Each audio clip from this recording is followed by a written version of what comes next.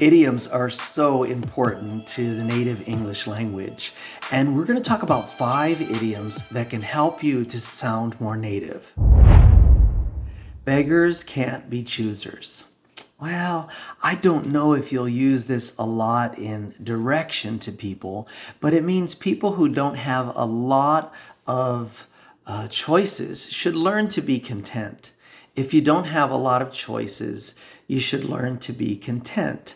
It means if you've been given a job and you appreciate the job, it's a great blessing to have been given that job, but you don't have all of the office supplies that you would like to have, then in your mind you can pacify yourself by saying, well, beggars can't be choosers. Meaning, I'm grateful for the job and I'll make do with what I have. Beggars can't be choosers. Slow and steady wins the race. Slow and steady wins the race. It means a slow, productive progress leads to success. If you sprint, you're going to get tired and burned out. You're going to lose focus and productivity. So if someone is working around the clock at work and they're working overtime nonstop, we know they're going to get burned out. They need more sleep to stay focused, to stay refreshed. And you can encourage them and say, hey, look, I know the deadline's coming, but slow and steady wins the race. Remind them that a steady, consistent pattern is much more beneficial than to hurry up. Another example would be if you're studying for an exam and there are people who will cram and cram and cram so much information in their head. And when it comes time to take the test, they can't recall it.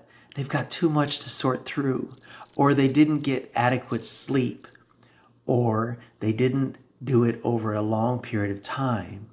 So slow and steady will win that race or get you a better grade on the exam than to hurry up and do things all at once. You can't judge a book by its cover. You may have heard this before. You can't judge a book by its cover. It means you shouldn't judge someone or something based on only what you see on the outside or what you perceive without getting to understand the situation or the person better. You can't judge a book by its cover. So it's important to take time to get to know people and to understand the situations a lot better before you make decisions within that situation. Every cloud has a silver lining. Every cloud has a silver lining. This is an expression of hope and encouragement. Every difficult or sad situation has a comforting and more hopeful aspect, even though it may not be immediately apparent. Every cloud has a silver lining. You can say this to someone who's going through it. You know how bad things tend to come in succession, right? One thing after another. Or a relationship could be ending and the people are devastated, or the person is devastated. And you can encourage them and remind them of times in the past when they saw the benefit or the side effects of that situation. So you can say, hey, remember, every cloud has a silver lining. I know what this looks like right now. It looks like an incredible storm, but we can go through this together. And when you come through this, you're going to look back and you're going to see that there was a benefit to this happening at this time, or that you learned so much more from it than the devastation you feel now. Every cloud has a silver lining. Good things come to those who wait. Have you heard this before? Good things come to those who wait. It's an expression talking about a patient seeker will be satisfied in due time. Enjoy the process. Don't think about the end.